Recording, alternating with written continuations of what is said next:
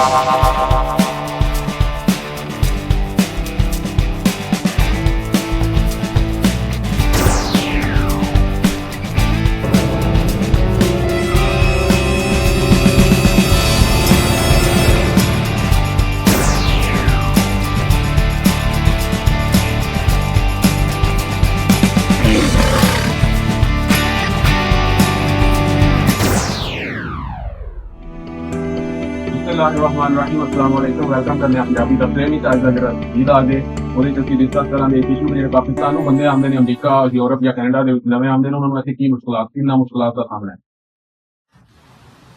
ਉਹਦੇ ਵਿੱਚ ਭਾਈ ਜਦੋਂ ਅਸੀਂ ਉੱਥੋਂ ਪਾਕਿਸਤਾਨ ਆਉਂਦੇ ਆ ਨਾ, ਸਾਡਾ ਵੀਜ਼ਾ ਲੱਗਦਾ ਤੇ ਅਸੀਂ ਬੜਾ ਖੁਸ਼ ਹੁੰਦੇ ਆ, ਦੇਗਾ ਵੀ ਮੰਨਦੇ ਆ, ਠੀਕ ਹੈ। ਮਾਂ ਬਾਪ ਖੁਸ਼ ਹੁੰਦਾ ਕਿ ਪੁੱਤਰ ਅਮਰੀਕਾ ਚਲਾ ਜਾ ਕੇ ਡਾਲਰ ਟੋਰੇ ਦਾ। ਪੁੱਤਰ ਵੀ ਜਦੋਂ ਆ ਕੇ JFK ਤੇ ਲੈਂਦਾ ਤਾਂ ਬੜਾ ਖੁਸ਼ ਹੁੰਦਾ। ਪਹਿਲੇ ਤੇ 2-4 ਦਿਨ ਜ਼ਾਹਿਰ ਹੈ ਅਗਰ ਕੋਈ ਰਿਸ਼ਤੇਦਾਰਾਂ ਕੋਲ ਆਇਆ ਜਾਂ ਕੋਈ ਰੂਮਮੇਟਾਂ ਕੋਲ ਆਇਆ, ਡਿਪੈਂਡ ਕਰਦਾ ਕਿ ਉਹ ਕਿਸ ਕੰਡੀਸ਼ਨ ਤੇ ਆਇਆ। ਹੁਣ ਤਾਂ ਮੋਸਟਲੀ ਸਾਡੇ ਬੰਦੇ ਜਿਹੜੇ ਆ ਰਹੇ ਨੇ ਉਹ ਵੀਜ਼ਿਆਂ ਤੇ ਹੀ ਆ ਰਹੇ ਨੇ। 100 ਚੋਂ ਇੱਕ ਅੱਧਾ ਬੰਦਾ ਹੈ ਜੇ ਸਟੂਡੈਂਟ ਹੋਵੇ ਤੇ ਜਾਂ ਵਿਜ਼ਿਟ ਤੇ ਕੋਈ ਆਵੇ ਤੇ, ਨਹੀਂ ਤਾਂ ਮੋਸਟਲੀ ਬੰਦੇ ਐਮੀਗ੍ਰੇਸ਼ਨ ਉੱਥੋਂ ਗ੍ਰੀਨ ਕਾਰਡ ਲੈ ਕੇ ਆ ਰਹੇ ਨੇ। ਅੱਛਾ, ਪਹਿਲੇ 2-4 ਦਿਨ ਤੇ ਉਹਨਾਂ ਨੂੰ ਅਮਰੀਕਾ ਬੜਾ ਚੰਗਾ ਲੱਗਦਾ, ਫਿਰ ਜਿਹੜੇ ਆ ਕੇ ਉਹਨਾਂ ਨੂੰ ਕੰਮ ਕਰਨਾ ਪੈਂਦਾ ਨਾ, ਤੇ ਪਹਿਲੀ ਦਿਹਾੜੀ ਤੇ ਜਾਂਦੇ ਨੇ। ਜੇ ਕੋਈ ਗੈਸ ਸਟੇਸ਼ਨ ਤੇ ਗਿਆ ਤਾਂ ਉਹਨਾਂ ਨੇ ਮਾਪ ਫੜਾਣਾ, ਲੈ ਹੋਵੇ ਪੁੱਤਰ ਨਵਾਂ ਆਇਆ ਮਾਪ, ਫੇਰ ਉਹ ਫਿਰ ਸੋਚਦਾ ਹੈ ਕਿ ਮੈਂ ਕਿੱਥੇ ਆ ਗਿਆ। ਫਿਰ ਉਹ ਘਰ ਜਾ ਕੇ ਤੇ ਛੁਪ ਕੇ ਬਾਥਰੂਮ 'ਚ ਰੋਵੇਦਾ, ਰਜ਼ਾਈ 'ਚ ਮੂੰਹ ਦੇ ਕੇ ਰੋਵੇਦਾ, ਪਿਛਲਿਆਂ ਨੂੰ ਯਾਦ ਕਰੇਦਾ। 6 ਮਹੀਨੇ ਉਹਦੇ ਇੰਝ ਹੀ ਲੱਗਦੇ ਨੇ। ਜੇ ਪੜ੍ਹਿਆ ਤੇ ਗੈਸ ਸਟੇਸ਼ਨ ਤੇ ਲੱਗ ਜਾਂਦਾ, ਜੇ ਅਨਪੜ੍ਹ ਤੇ ਕੰਸਟਰਕਸ਼ਨ ਵਾਲਿਆਂ ਨਾਲ ਲੱਗ ਜਾਂਦਾ। ਉਹ ਜਿਹੜੇ 6 ਮਹੀਨੇ ਨੇ ਉਹਦੇ ਵਾਸਤੇ ਇੱਕ ਅਜ਼ਾਬ ਹੈ। ਫਿਰ ਉਹ ਕਰੇਗਾ ਕਿ ਇੱਥੋਂ ਹੁਣ ਉਹਨੂੰ ਜ਼ਾਹਿਰ ਪਿਛਲਿਆਂ ਦੇ ਹਾਲਾਤ ਵੀ ਪਤਾ ਨੇ, ਜਿਹੜੇ ਕਮਾਏ ਦਾ ਇੱਥੇ ਕੋਈ ਮਾੜਾ ਮੋਟਾ ਖਰਚਾ ਕੱਢ ਕੇ ਤੇ ਬਾਕੀ ਪਿਛਾ ਟੋਰ ਸੜੇ ਦਾ। ਪਿਛਲੇ ਬੜੇ ਖੁਸ਼ ਬਣਦੇ ਸਾਡਾ ਪੁੱਤਰ ਅਮਰੀਕਾ ਟੁਰ ਗਿਆ। ਉਹ ਫਿਰ ਜੇ ਕਿਤੇ 4 ਛੁੱਟੀਆਂ ਆ ਜਾਣ ਬਾਰਿਸ਼ ਦੀ ਵਜ੍ਹਾ ਤੋਂ ਕੰਸਟਰਕਸ਼ਨ ਦੀਆਂ, ਜਾਂ ਕੋਈ ਇੱਥੇ ਗੈਸ ਸਟੇਸ਼ਨ ਦੀ ਜਾਬ ਛੁੱਟ ਜਾਏ, ਤੇ ਫਿਰ ਪਿਛਲੇ ਕਹਿੰਦੇ ਲੈ ਫਲਾਣਾ ਢੀਂਗਾ ਹੁਣ ਸਾਡੇ ਤੋਂ ਬਾਗੀ ਹੋ ਗਈ। ਕਿਉਂਕਿ ਉਹਦੇ ਕੋਲ ਹੈ, ਉਹਨੇ ਤੇ ਜੋ ਕਮਾਣਾ ਢੋਰ ਸੜਨਾ, ਉਹਨੇ ਇੱਥੇ ਆਪਣਾ ਤੇ ਰੱਖਣਾ ਹੀ ਨਹੀਂ। ਆਪਣਾ ਤਾਂ ਉਹਨੇ ਬਿਲਕੁਲ ਹੱਥ ਘੁੱਟ ਕੇ ਤੇ ਖਰਚਾ ਕਰਨਾ ਵਾ। ਮੈਂ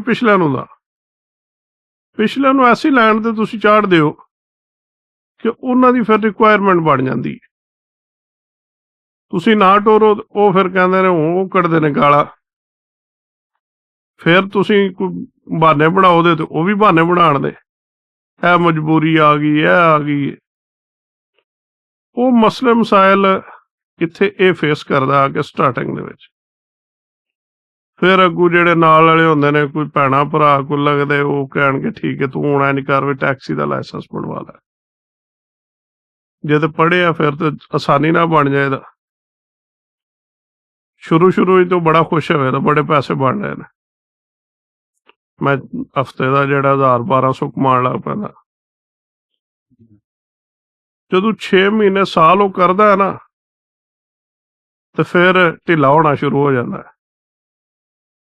ਢਿੱਡ ਨਿਕਲਣਾ ਸ਼ੁਰੂ ਹੋ ਜਾਂਦਾ, ਤੇ ਬਿਮਾਰੀਆਂ ਵਧਣੀਆਂ ਸ਼ੁਰੂ ਹੋ ਜਾਂਦੀਆਂ।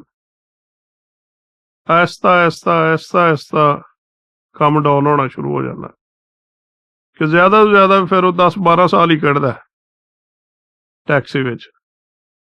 ਹੁਣ ਤੇ ਟੈਕਸੀ ਦਾ ਕੰਮ ਵੀ ਉਹ ਨਹੀਂ ਜਿਹੜਾ ਅੱਗੇ ਆ। ਹੁਣ ਜਿਹੜਾ ਵੀ ਆਉਂਦਾ ਉਹ ਕਹਿੰਦਾ ਜੀ ਉਬਰ ਹੀ ਚਲਾਣੀ ਹੈ। ਗੱਡੀਆਂ ਦੋ ਡਿਫਰੈਂਟ ਚੀਜ਼ਾਂ ਨਾ। ਟੈਕਸੀ ਅਸੀਂ ਕਹਿੰਦੇ ਹਾਂ ਯੈਲੋ ਕੈਬ ਨੂੰ। ਯੈਲੋ ਕੈਬ ਅੱਗੇ ਹੁੰਦੀ ਕਿ ਸਵਾਰੀਆਂ ਜਿੱਥੇ ਵੀ ਹੱਥ ਦੇਣਾ ਚੁੱਕ ਲੈਣਾ। ਹੁਣ ਉਹ ਲੈਂਦਾ ਹੀ ਕੋਈ ਨਹੀਂ ਬੰਦਾ, ਕਿਉਂ? ਹੁਣ ਹਰ ਬੰਦੇ ਨੂੰ ਬੂਹੇ ਦੇ ਅੱਗੇ ਉਬਰ ਆ ਜਾਂਦੀ, ਪੈਸੇ ਵੀ ਘੱਟ ਨੇ, ਗੱਡੀਆਂ ਵੀ ਸਾਫ਼ ਸੁਥਰੀਆਂ ਨੇ, ਤੇ ਸਵਾਰੀ ਨੂੰ ਪਰੇਸ਼ਾਨੀ ਵੀ ਕੋਈ ਨਹੀਂ ਉਹਦੇ ਨਾਲ, ਕਿ ਡਰਾਈਵਰ ਜਿਹੜਾ ਉਹ ਬਦਤਮੀਜ਼ੀ ਨਹੀਂ ਕਰ ਸਕਦਾ, ਅੱਗੇ ਦੇ ਬੰਦੇ ਗਾਲਾਂ ਵੀ ਕੱਢ ਲੈਂਦੇ। ਹੁਣ ਉਹ ਚੱਕਰ ਨਹੀਂ ਹੈ। ਉਬਰ ਦੀ ਸਵਾਰੀ ਤੁਸੀਂ ਚੁੱਕਣੀ ਹੈ ਇੱਥੋਂ, ਹੁਣ ਬੰਦੇ ਜਦੋਂ ਸ਼ੁਰੂ ਕਰਦੇ ਨੇ ਤੇ ਗੱਡੀਆਂ ਲੈ ਲੈਂਦੇ ਨੇ, ਫਾਈਨਾਂਸ ਹੋ ਜਾਂਦੀਆਂ ਨੇ। ਗੱਡੀ 40-50 ਹਜ਼ਾਰ ਦੀ ਗੱਡੀ ਫਾਈਨਾਂਸ ਕਰਾਈ, ਉਬਰ 'ਚ ਗਏ। ਹੁਣ ਉਬਰ 'ਚ ਜਿਤਨਾ ਚਿਰ ਤੇ ਉਹ ਰਹਿੰਦੇ ਨੇ ਸਹੀ ਕਿ TC ਕਰਦੇ ਨੇ ਸਵਾਰੀ ਦੀ, ਉਤਨਾ ਚਿਰ ਤੇ ਕੋਈ ਮਸਲਾ ਨਹੀਂ। ਤੇ ਜਿਸ ਟਾਈਮ ਵੀ ਮਾੜੀ ਜੀ ਕੋਈ ਸਵਾਰੀ ਨਾਲ ਗੱਲਬਾਤ ਗਲਤ ਕੀਤੀ ਹੈ, ਸਵਾਰੀ ਨੇ ਇੱਕ ਕੰਪਲੇਨ ਕਰਨੀ ਹੈ ਤਾਂ ਉਬਰ ਨੇ ਅਕਾਊਂਟ ਬੰਦ ਕਰ ਛੱਡਣਾ। ਫਿਰ ਸਿਰ ਫੜ ਕੇ ਬਹਿ ਰਹਿੰਦੇ ਨੇ, ਹੁਣ ਕਿੱਧਰ ਜਾਈਏ। ਫਿਰ ਉਹ ਇੱਥੇ ਆ ਕੇ ਤੇ ਕਾਰ ਸਰਵਿਸ ਕਦੀ ਕਿਸੇ ਨਾਲ ਕਰ ਤੇ ਕਦੀ ਕਿਸੇ ਨਾਲ, ਫਿਰ ਉਹ ਗੱਲ ਨਹੀਂ ਰਹਿੰਦੀ। ਲਾਈਨਾਂ ਵੀ ਹੁੰਦੀਆਂ ਨੇ। ਲੇਕਿਨ ਉਹ ਕੰਪਲੇਨ ਤੇ ਹੋ ਗਈ ਨਾ, ਫਾਲਸ ਜਾਂ ਟਰੂ ਦਾ ਤਾਂ ਮਸਲਾ ਹੀ ਨਹੀਂ ਨਾ ਉਹਦੇ ਵਿੱਚ, ਝੂਠੀ ਜਾਂ ਸੱਚੀ ਦੀ ਤੇ ਗੱਲ ਹੀ ਨਹੀਂ। ਕਿਉਂ? ਜਦੋਂ ਤੁਸੀਂ ਕੰਪਲੇਨ ਤੁਹਾਡੀ ਹੋ ਗਈ, ਫਿਰ ਉਬਰ ਨੇ ਤੁਹਾਡੀ ਗੱਲ ਹੀ ਨਹੀਂ ਸੁਣਨੀ। ਕਿਉਂ? ਉਬਰ ਕੋਲ ਪਿੱਛੇ 70-80 ਹਜ਼ਾਰ ਡਰਾਈਵਰ ਲਾਈਨ 'ਚ ਲੱਗਿਆ ਕਿ ਸਾਨੂੰ ਹਾਇਰ ਕਰੋ। ਉਹਨਾਂ ਨੇ ਸਖਤੀ ਇਤਨੀ ਕੀਤੀ ਹੈ ਕਿ ਉਹ ਬੰਦਾ ਜਿਹੜਾ ਉਹ ਫਿਰ ਬੇਕਾਰ ਹੋ ਜਾਂਦਾ। ਜਿਹਨੇ 500 ਰੋਜ਼ ਦਾ ਕਮਾਉਣਾ, ਉਹਨੂੰ 200 ਲੱਭੇ ਜਾਂ 150 ਲੱਭੇ ਤੇ ਉਹਦੇ ਫਿਰ ਮਸਲੇ ਬਣ ਜਾਂਦੇ ਨੇ। ਇੱਥੇ ਫਿਰ ਜਿਹੜੇ ਬੰਦੇ ਆਏ ਨੇ ਉਹਨਾਂ ਨੂੰ ਪਿਛਲਿਆਂ ਦੀ ਵੀ ਟੈਨਸ਼ਨ, ਇੱਥੇ ਦੀ ਵੀ ਟੈਨਸ਼ਨ, ਜੇ ਬੱਚੇ ਲੈਂਦੇ ਤੇ ਹੋਰ ਟੈਨਸ਼ਨ, ਨਹੀਂ ਲਿਆਂਦੇ ਤੇ ਵੱਖਰੀ ਟੈਨਸ਼ਨ। ਜੇ ਬੱਚੇ ਪਾਕਿਸਤਾਨ ਨੇ ਤੇ ਉਹਦੇ ਦਿਲ 'ਚ ਇਹੀ ਚੱਲਦਾ ਰਹਿਣਾ ਕੋਈ ਮਸਲਾ ਨਾ ਹੋ ਜਾਏ। ਪਤਾ ਨਹੀਂ ਬੱਚੇ ਸਕੂਲ ਗਏ ਨੇ, ਬੱਚੇ ਘਰ ਆਏ ਨੇ, ਪਾਕਿਸਤਾਨ ਦੇ ਹਾਲਾਤ ਤੁਹਾਡੇ ਸਾਹਮਣੇ ਨੇ। ਤੇ ਜੇ ਉਹਨੇ ਇੱਥੇ ਲੈਂਦੇ ਨੇ ਤੇ ਫਿਰ ਉਹਨੂੰ ਇਹ ਟੈਨਸ਼ਨ ਹੈ ਹੁਣ ਪਤਾ ਨਹੀਂ ਬੱਚੇ ਕੀ ਕਰਨਗੇ। ਬੱਚੇ ਕੱਲ ਨੂੰ ਮੇਰੀ ਸੁਣਦੇ ਨੇ, ਨਹੀਂ ਸੁਣਦੇ, ਮੇਰੇ ਨਾਲ ਰਹਿੰਦੇ ਨੇ, ਨਹੀਂ ਰਹਿੰਦੇ। ਉਹ ਸਿਸਟਮ ਹੀ ਆ ਜਾਂਦਾ ਬੱਚਿਆਂ ਦਾ ਵੀ ਜੋ ਬੱਚੇ ਵਿਆਹੁੰਦੇ ਜਾਓ ਤੇ ਉਹ ਆਪਣਾ ਆਪਣਾ ਇੱਥੇ ਮੁੜ ਕੇ ਉਹ ਮਾਈ ਬਾਬਾ ਇਕੱਲੇ ਰਹਿ ਜਾਣੇ ਨੇ। ਉਹ ਬੰਦਿਆਂ ਨੇ ਜੋ ਸੁਣਿਆ ਹੁੰਦਾ ਨਾ, ਜਦੋਂ ਅਸੀਂ ਇੱਥੋਂ ਜਾਂਦੇ ਹਾਂ ਨਾ, ਜਦੋਂ 2-4 ਸਾਲ ਬਾਅਦ ਜਾਈਦਾ ਜਾ ਕੇ ਉੱਥੇ, ਹੁਣ ਅੱਜ ਕੱਲ੍ਹ ਤੇ ਗੱਡੀਆਂ ਵੀ ਰੈਂਟ ਤੇ ਲੈ ਲਈਆਂ, ਚਿੱਟੇ ਸੂਟ ਵੀ ਪਾ ਲਏ, ਕਦੀ ਕਿਸੇ ਨੂੰ ਇਹ ਨਹੀਂ ਦੱਸਿਆ ਜਾ ਕੇ ਅਸੀਂ ਕਰਦੇ ਕੀ ਹਾਂ। ਉਹਨਾਂ ਨੂੰ ਸ਼ੱਕ ਇਹੀ ਹੁੰਦਾ ਕਿ ਉੱਥੇ ਜਾਣਾ 2-4 ਸਾਲ 'ਚ ਅਸੀਂ ਸਾਰਾ ਪੈਸਾ ਇਕੱਠਾ ਕਰਨਾ ਤੇ ਅਸੀਂ ਆ ਜਾਣਾ, ਜਿਹੜੇ ਅਗਲੇ ਗਏ ਨੇ ਉਹ ਤੇ ਐਵੇਂ ਹੀ ਨੇ, ਉਹਨਾਂ ਨੂੰ ਪਤਾ ਹੀ ਕੋਈ ਨਹੀਂ। ਜਦੋਂ ਇੱਥੇ ਆ ਕੇ ਤੇ ਸਾਲ 2-3 ਸਾਲ ਕਮ ਅਜ਼ ਕਮ ਤੁਹਾਨੂੰ ਇੱਥੇ ਆਪਣੇ ਆਪ ਨੂੰ ਸਟੇਬਲ ਕਰਦਿਆਂ ਲੱਗ ਜਾਂਦਾ, ਸਿੱਧਿਆਂ ਪੱਧਰਿਆਂ ਆਉਂਦਿਆਂ 3 ਸਾਲ ਲਾਦੋਂ ਨਿਕਲਦੇ ਆ। ਹਾਂਜੀ ਕਹਿ ਲਓ 3 ਸਾਲ ਤੋਂ ਬਾਅਦ ਜਾ ਕੇ ਤੁਹਾਨੂੰ ਹੋਸ਼ ਆਉਂਦੀ ਕਿ ਹੁਣ ਮੈਂ ਹਾਂ ਕਿੱਥੇ ਤੇ ਮੈਂ ਕਰਨਾ ਕੀ ਹੈ। ਨਿਕਲ ਜਾਂਦਾ ਹੈ। 3 ਸਾਲ ਲੱਗਦੇ ਨੇ। ਕੋਈ ਵੀ ਚੀਜ਼ ਹੈ ਨਾ, ਅੱਗੇ ਉਹ ਪੰਜਾਬੀ 'ਚ ਸਾਡੇ ਮਸ਼ਹੂਰ ਗੱਲ ਹੈ ਕਿ ਪਹਿਲੇ ਹੱਟੀ, ਫਿਰ ਚੱਟੀ, ਫਿਰ ਖੱਟੀ। ਖੱਟੀ ਤੱਕ ਪਹੁੰਚਦਾ 3 ਸਾਲ ਲੱਗ ਜਾਂਦੇ ਨੇ, ਔਰ 3 ਸਾਲਾਂ ਬਾਅਦ ਉਹਦੇ ਸੱਤੂ ਮੁੱਕ ਜਾਂਦੇ ਨੇ। ਪੰਜਾਬੀ 'ਚ ਕਹਿੰਦੇ ਨੇ ਸਾਡੇ ਫਲਾਣੇ ਦੇ ਸੱਤੂ ਮੁੱਕ ਗਏ, ਕਿ ਉਹ ਕੰਮ ਕਰ ਕਰਕੇ 3 ਸਾਲ ਲਗਾਤਾਰ ਉਹ ਥੱਕ ਜਾਂਦਾ। ਫਿਰ ਹੁਣ ਜੇ ਤਾਂ ਉਹਦੇ ਕੋਲ ਪੇਪਰ ਨੇ ਤੇ ਉਹ ਪਿੱਛਾ ਜਾਏਦਾ 2-4 ਮਹੀਨੇ ਰਵੇਦਾ। ਹੁਣ ਜਦੋਂ ਜਾ ਕੇ 2-4 ਮਹੀਨੇ ਰਵੇਦਾ ਤੇ ਜੋ ਲੈ ਗਿਆ ਉਹ ਮੁੱਕ ਜਾਏਦਾ। ਫਿਰ ਉਹ ਬਹੁਤ ਜ਼ਿਆਦਾ ਚਾਂਸ ਇਹ ਹੁੰਦੇ ਨੇ ਕਿ ਟਿਕਟ ਵੀ ਤੈਨੂੰ ਮੈਨੂੰ ਕਾਲ ਕਰਕੇ ਤੇ ਕਹਿਣਗੇ ਯਾਰ ਮੇਰੀ ਵਾਪਸੀ ਦੀ ਟਿਕਟ ਕਰਾ ਦੇ, ਜਾਂ ਬੜੀ ਮੁਸ਼ਕਲ ਕਰਾ ਕੇ ਜੇ ਰਾਉਂਡ ਟ੍ਰਿਪ ਲੈ ਗਏ ਨੇ ਤਾਂ ਉਹਨਾਂ ਕੋਲ ਏਅਰਪੋਰਟ ਆਉਣ ਦਾ ਖਰਚਾ ਵੀ ਨਹੀਂ ਹੁੰਦਾ। ਉਹ ਵੀ ਕਹਿੰਦੇ ਨੇ ਇਸ ਤਰ੍ਹਾਂ ਦੇ ਹਾਲਾਤ ਵੀ ਹੋ ਜਾਂਦੇ ਨੇ। 90% ਜਿਹੜੇ ਬੰਦੇ ਇੱਥੇ ਜਿਹੜੇ ਛੜੇ ਛਾੜ ਨੇ ਖਾਸ ਕਰਕੇ, ਉਹਨਾਂ ਦੇ ਹਾਲਾਤ ਇੰਝ ਹੀ ਹੁੰਦੇ ਨੇ, ਕਿਉਂਕਿ ਉਹਨਾਂ ਨੇ ਜੋ ਕਮਾਇਆ ਪਿਛਾ ਢੋਰ ਛੜਿਆ, ਥੋੜੇ ਜਿਹੇ ਪੈਸੇ ਲੈ ਕੇ ਜਾਂਦੇ ਨੇ। ਬਹੁਤ ਵਾਰੀ ਤਾਂ ਇੰਝ ਵੀ ਹੁੰਦਾ ਕਿ ਉਹ ਖਰਚਾ ਵੀ ਮੰਗਾ ਲੈਂਦੇ ਨੇ ਕਿ ਯਾਰ ਮਹੀਨੇ ਦਾ ਖਰਚਾ ਗੁਜ਼ਾਰ ਦੋ, ਭੇਜ ਦਿਓ। ਪਾਕਿਸਤਾਨ ਜਾਂਦੇ ਨੇ ਫਿਰ ਜਿਹੜੇ ਦੋਸਤ ਹੁੰਦੇ ਨੇ ਜੇ ਉਹਨਾਂ ਕੋਲ ਉਧਾਰ ਫਿਰ ਮੰਗਦੇ ਨੇ, ਫਿਰ ਉਹ ਉੱਥੋਂ ਨੱਸਦੇ ਨੇ। ਹੁਣ ਉਹਨਾਂ ਨੂੰ ਸਮਝ ਨਹੀਂ ਆਉਂਦੀ ਕਿ ਇੱਥੇ ਰਹਿਣਾ ਜਾਂ ਉੱਥੇ ਰਹਿਣਾ, ਕਨਫਿਊਜ਼ ਨੇ ਬੰਦੇ। ਕੁਝ ਬੰਦੇ ਨੇ ਜਿਹੜੇ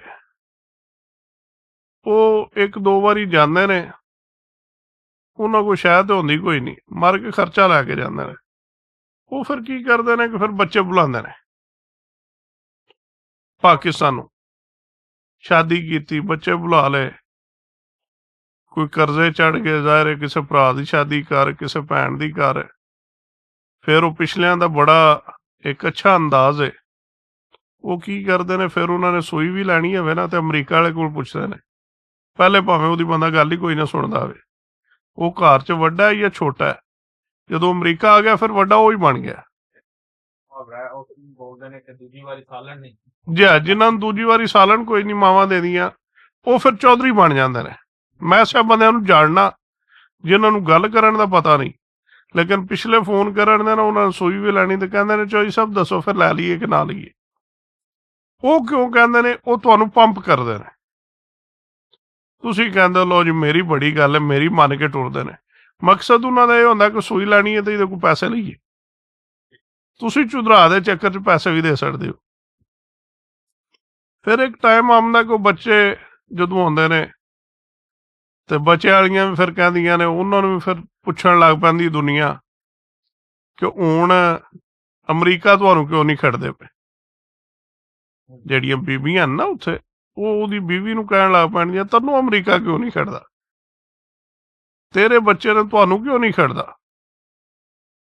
ਉਹ ਫਿਰ ਬੀਵੀ ਉਹਨੂੰ ਕਹਿੰਦੀ ਏ। ਉਹ ਵੀ ਫਿਰ ਇੱਥੇ ਜਿਵੇਂ ਸਲਾਮ ਦੁਆ ਸਾਰੀ ਜ਼ਾਹਿਰ ਫੈਮਲੀਆਂ ਵਾਲਿਆਂ ਨਾਲ ਵੀ ਹੁੰਦੀ ਏ, ਉਹ ਬੱਚੇ ਬੁਲਾ ਲੈਂਦਾ।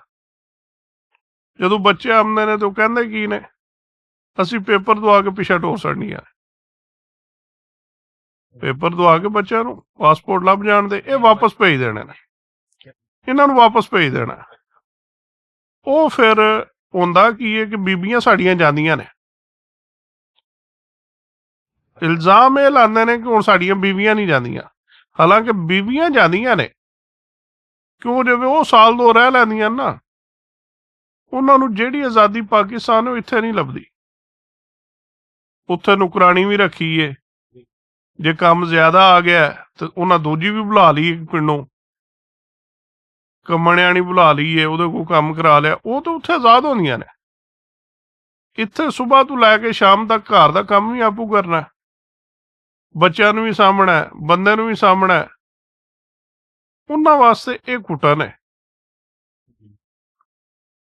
ਉਹ ਫਿਰ ਹੁਣ ਉਹਦਾ ਦਿਲ ਆਪਣਾ ਵੀ ਨਹੀਂ ਹੁੰਦਾ ਕਿ ਬੱਚੇ ਜਾਣ, ਕਿਉਂਕਿ ਉਹਨੂੰ ਵੀ ਪੱਕੀ ਪਕਾਈ ਲੱਭਦੀ, ਕੱਪੜੇ ਧੋਤੇ ਇਸਤਰੀ ਹੋਏ ਲੱਭ ਜਾਂਦੇ ਨੇ। ਉਹ ਵੀ ਕਹਿੰਦਾ ਠੀਕ ਹੈ, ਲੇਕਿਨ ਮਸਲਾ ਪਿਛਲਿਆਂ ਨੂੰ ਬਣ ਜਾਂਦਾ। ਪਿਛਲਿਆਂ ਨੂੰ ਫਿਰ ਉਹ ਪੈਸੇ ਨਹੀਂ ਲੱਭਦੇ, ਕਿਉਂਕਿ ਹੁਣ ਜਦੋਂ ਬੱਚੇ ਆ ਗਏ ਤਾਂ ਖਰਚੇ ਵੱਧ ਗਏ ਨੇ। ਹੁਣ ਉਹ ਇੱਥੇ ਦੇ ਖਰਚੇ ਪੂਰੇ ਕਰੇ ਜਾਂ ਪਿਛਲਿਆਂ ਨੂੰ ਦੇ, ਉਹ ਫਿਰ ਪਿਛਲਿਆਂ ਨੂੰ ਵੀ ਤਕਲੀਫ ਹੁੰਦੀ ਹੈ। ਉਹ ਵੀ ਪਏ ਆਖਣ ਦੇ ਟੋਰ ਸਾਡੇ ਬੱਚੇ ਇੱਥੇ ਚੰਗੇ ਨੇ, ਲੇਕਿਨ ਉਹ ਟੋਰਦਾ ਨਹੀਂ।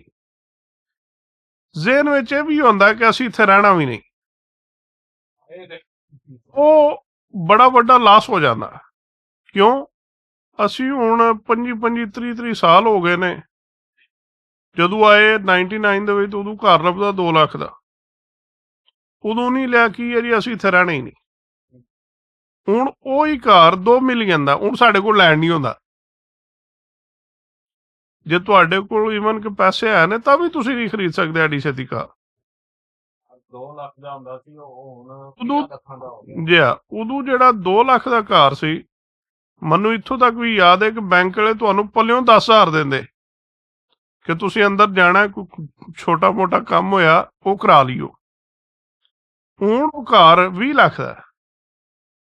ਹੁਣ 20 ਲੱਖ ਦਾ ਜਿਹੜਾ ਤੁਸੀਂ ਡਾਊਨ ਦੇਣਾ 20%, ਉਹ ਪ੍ਰੂਫ ਹੀ ਨਹੀਂ ਦੇਣ ਹੁੰਦੇ ਕਿ ਪੈਸਾ ਆਇਆ ਕਿੱਥੋਂ ਹੈ, ਕਿਉਂਕਿ ਅਸੀਂ ਟੈਕਸ ਤੇ ਚੋਰ ਹਾਂ ਨਾ, ਟੈਕਸ ਦਿੰਦੇ ਹੀ ਨਹੀਂ ਅਸੀਂ।